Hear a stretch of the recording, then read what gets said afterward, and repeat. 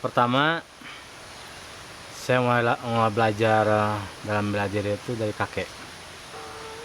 Dari kakek belajar mungkin dari usia kelas 2 lah, kelas 2 SD sampai kelas 6. Terus sama kakek itu disuruh lagi belajar sama yang lain, ke orang-orang yang dipercaya sama kakek. Dengan ciri itu dikasih batu ali, warnanya hitam, batu ulung. Terus setiap orang yang saya datangin, orang tua yang saya datangin itu nanya langsung, mana ciri atau yang dikasih sama kakek. Saya liatin, alhamdulillah saya terima, saya belajar 1 bulan, saya beres. Terus datang lagi seorang lagi yang pernah kakek suruh, ditanya lagi masalah batu itu, saya terima lagi, alhamdulillah saya terima di sana. 1 bulan saya belajar, beres. Awalnya tuh saya pernah dikeroyok sama orang-orang yang lagi mabok. Kalau nggak salah saya dikeroyok tuh sampai 6 orang. Terus saya temuin sama teman saya yang namanya tuh Aso dari kampung sebelah saya. Di sana saya belajar sama dia, belajar Garuda Mas. Alhamdulillah sudah saya bisa. Saya datangin orang-orang itu. Saya dendam mungkin ya, dendam. Nah, udah, alhamdulillah saya udah beres. Sekarang ini saudara sama saya. Saya belajar lagi, langsung ke gurunya Garuda Mas, yaitu Kang Abe. Sampai sekarang dia masih ada. Alhamdulillah sekarang dia ngajar anak saya. Jadi saya dilanjutin sama anak saya, belajar sama guru saya gitu. Saya bilang sama kakek, saya pengen buka perguruan silat. Kata kakek, boleh, tapi dengan satu syarat, kamu harus bisa ngalahin atau berantem dengan 12 perguruan silat atau 12 orang tua yang benar-benar mapan. Nah, saya pernah datangin ke sana, alhamdulillah saya kalah. Saya belajar sama orang yang ngalahin saya. Terus kalau kalah saya nggak belajar sama dia, saya nyari lagi gitu. Nah, sampai yang ke akhir, yang ke-11, alhamdulillah yang paling mengesankan tuh waktu saya dipendam sama guru yang ke-11 tuh, dipendam gitu. Dicubluk untuk katanya untuk naikin tingkatan yang ke-11. Nah, udah beres, alhamdulillah. Yang ke-12 saya kalah. Saya nyangkut di pohon rambutan tuh sama Pak Amas gitu. Nah, itu. Nah, di sana saya introspeksi, belajar sendiri. Oh, mungkin nggak ada lah orang yang jago kayak gitu. Setinggi-tingginya langit, ada yang lebih tinggi. Nah, itulah. Itu satu pukulan buat saya. Alhamdulillah saya sampai sekarang mungkin itu saya buat pengalaman yang paling mengesankan buat saya gitu. Saya pertama waktu buka perguruan silat itu Inti Sukmaraga.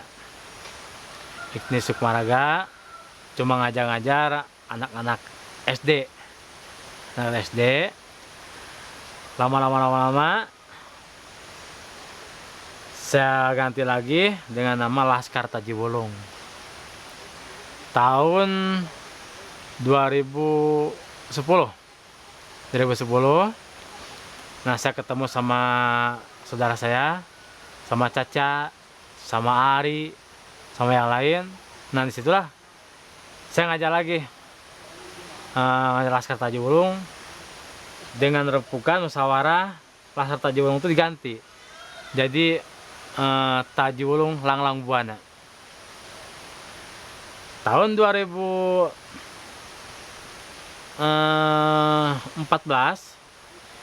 Tajiwulung Langlang Buana bubar karena ada sedikit masalah di perguruan.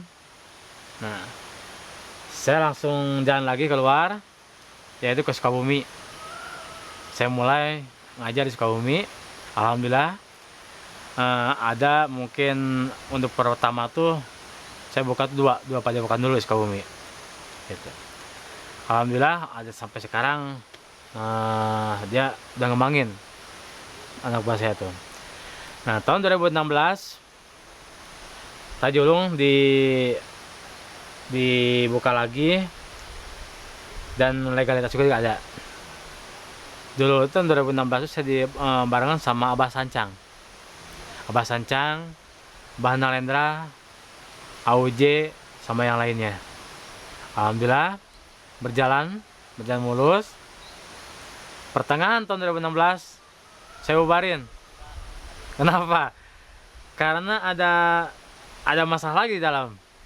Nah, udah saya jalan lagi, nggak punya perguruan lagi. Nah, kita Tasikmalaya. Saya ketemu lagi sama saudara yang kemarin, sama Caca. Nah, saya bentuk lagi sampai sekarang, yaitu Tajulung 313. Alhamdulillah sampai detik sekarang ini, alhamdulillah lancar. Padepokan Tajulung 313. Kenapa ada 313? Itu ditandain dengan istilahnya, kalau menurut saudara saya Caca sama Ari ya, gitu. 313 itu pasukan khusus dari kerajaan dulu saya pakai, gitu. Bisa juga disebut 313 itu Nista Maja Utama. Wani lawan, tuani lawan. Cicing lainnya panen, usik pimatakeun. Itu. Nama Tajulung itu saya ambil dari leluhur yang ada di Galunggung, yaitu dengan nama Prabu Tajiwulung. Yang saya banggakan dari yang Prabu Tajiwulung itu, yaitu saya belajar dengan mungkin sedikit, kalau secara goib mungkin goib, tapi secara dohirin saya dohirin, yaitu dengan gerakan tombak taji besi. Sebagian saya ajarin, soalnya ada tahapan pertama itu jurus Sanggadulang yang saya ajarin, Sanggadulang, terus jurus Langlang Buana. Nah, baru yang tahap ketiga tuh senjata, yaitu tombak, pedang, sama kerambit. Saya latihan pertama tangan kosong, saya diajarin sama kakek sama buyut, yaitu tangan kosong. Nah, mulai tertarik sama senjata itu setelah saya jarah ke Gunung Galunggung. Mungkin dengan cara tapakuran diri saya sendiri, terus saya ditemuin sama seorang, diajarin masalah senjata. Yang pertama tuh golok saya diajarin. Udah golok, saya diajarin tumbak dan senjata yang lain. Tapi saya tertarik sama tumbak. Nah, tumbak itulah sampai sekarang saya pakai sebagai ciri atau logo dari Padepokan Tajulung. Kalau logonya itu ada 1 tombak, 2 kerambit, 3 kujang, terus yang paling itu harimau, kepala harimau kumbang, yang artinya itu kita seorang sebagai pemburu. Yang 1 logonya itu kan ada yang merah, ada yang hitam. Kalau yang merah yang saya pakai ini logo untuk pembelajaran kanuragan senjata. Kalau yang hitam, yang harimau kumbang, itu saya pakai untuk logo bagian dalamnya dan kebudayaan. Kalau untuk silat Tajulung, kalau Sanggadulang itu kreasi sendiri. Terus kalau Langlang Buana itu mungkin itu dari ajaran dari guru saya silat, gitu. Dan tombak itu mungkin sama, itu masih kayak saya sendiri. Sanggadulang itu mungkin jurusnya simpel dan cuman hampir mirip lah sama tinju atau bela diri yang lain. Tapi alhamdulillah walaupun setiap gerak emang kayak jurus tinju, tapi setiap geraknya itu tetap kita nggak lepas dari silat. Sanggadulang mungkin Sanggadulang itu nama terlalu buhun dah, terlalu buhun, maka saya ganti dengan nama tinju geledek gitu. Saya ajarin, yang saya ajarin itu mungkin ada beberapa orang, yang lainnya tuh kebanyakan yang belajar itu masalah dalamnya, kayak tengah dalam, terus tangan kosong. Kalau masalah tombak mungkin sebagian ada yang bisa, yang cuma 7 orang yang bisa main senjata, yang lainnya cuma tangan kosong. Jadi nggak semua diajarin karena tidak mampu. Kalau saya ngajarin, saya ngusulin semua anak buah saya terus belajar tombak atau senjata, karena tadi ulung itu identitas dengan senjata. Tombak menurut saya itu senjata yang paling simpel, panjang enggak, terlalu pendek enggak. Saya tombak yang saya pegang tuh, yang saya pakai tuh namanya tombak biring, enggak kayak tombak seperti ini kerajaan panjang yang gagangnya, tapi enggak, tombaknya cuma 1 jengkal, gagang mungkin 1 jengkal kurang. Simple, alhamdulillah. Bisa main tombak mungkin itu kunci dari main senjata yang lain. Tombak lancar, golok, pedang juga lancar. Kalau untuk masalah keahlian sih enggak sih, cuman satu aja, niat dan keinginan. Tombak yang paling istimewa tuh yaitu namanya itu tombak biring, yaitu biring melati yang saya pegang. Itu jarang keluarin. Paling yang sekali pakai atau sering dibawa sama saya itu tombak duplikasi. Tombak yang dibikin, ada juga tombak yang benar-benar buhun yang saya bawa gitu. Jadi tombak yang satu, yang tombak taji ulung itu, yang kedua dari tombak yang saya pegang itu saya kasih sama ketua taji ulung, yaitu Ugun. Ya namanya tuh tombak tuh tombak biring bintang, lebih efektif dan nyerang. Soalnya terfokusnya tuh bukan kalau untuk nakis tuh jarang. Yang paling utama tuh nyerang. Tombak itu emang tombak duplikasi yang dibikin sama Pandai juga ada di daerah saya, yaitu Ukar. Yang paling bagus menurut saya masa Pandai gitu. Nah, kalau tombak yang saya sering bawa itu, ada yang sering dibawa yang duplikasi, ada yang sering yang dibawa yang benar-benar buhun gitu. Emang setiap orang bisa memegang itu senjata tombak itu, kalau mereka benar-benar istilahnya ada keinginan memegang tombak atau memiliki tombak itu, bisa pesan ke Pandai dengan bentuk yang sama. Tapi dari situlah taji ulung tuh cuman dibedainnya cuma satu, tombak bisa sama, tapi permainan lah yang beda. Ada di Lampu Stopan, Jalan Bantar, namanya Ukar itu. Nah, di sana lah. Padepokan taji ulung itu alhamdulillah semuanya tuh ada 14 cabang, 14 padepokan gitu. 14. Kalau di Tasik tuh cuma ada 1 di Tasik pusat, yang kebanyakan di luar. Dari Sukabumi, terus dari Mauk, Bararaja, terus dari Pandeglang, terus dari Cianjur ada, terus dari Kuningan juga ada. Di luar negeri itu mulai mau nih, memang sekarang udah ada channel, udah ada salah satu anak buah yang di sana.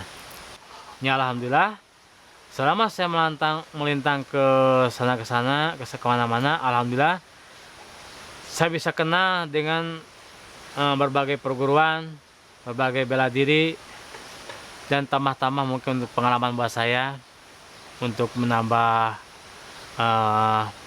apa ya seperti itu, ilmu, menimbang ilmu, terus nambah saudara sampai saya masuk ke budaya. Mulai masuk budaya saya tuh dari tahun 2016 masuk budaya, yaitu di bawah sama Mbah Sancang. Alhamdulillah dengan jasa beliau sampai saya kenal yang namanya persaudaraan dari budaya hampir se-Jawa Barat. Yang saya pegang tuh sekarang tuh cuma satu, saya pingin menyatukan seni budaya dan agama, dan mengangkat menyatukan setiap perguruan pencaksilat yang dari pelosok ke kota bisa bersatu untuk memperkokoh budaya, seni budaya. Kenapa? Karena kita kalau mau menghancurkan negara, mungkin budayanya itu yang dihancurin.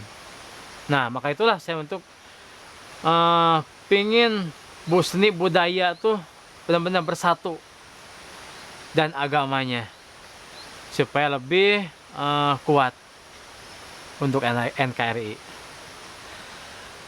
Harapan saya tuh, mari kita semua dari pelosok, dari kota, dari se-Jawa Barat atau se-Indonesia, kita lestarikan seni bela diri pencaksilat. Kita angkat dengan budayanya dan agamanya untuk kekayaan negara kita, negara Indonesia. Jangan sampai seni bela diri pencaksilat itu hilang dari negerinya sendiri. Mari kita satukan, kita lestarikan seni budaya di Indonesia. Pendekar bersatu, jawara bersatu, seni budaya bersatu, kuat negara kita, NKRI satu, jaya. Saya minta ke semua jawara, pendekar, dan ahli semua seni bela diri yang ada di Indonesia, khususnya seni bela diri pencaksilat, udah waktunya kita unjukkan diri siapa Indonesia, siapa kita semuanya. Pendekar bersatu.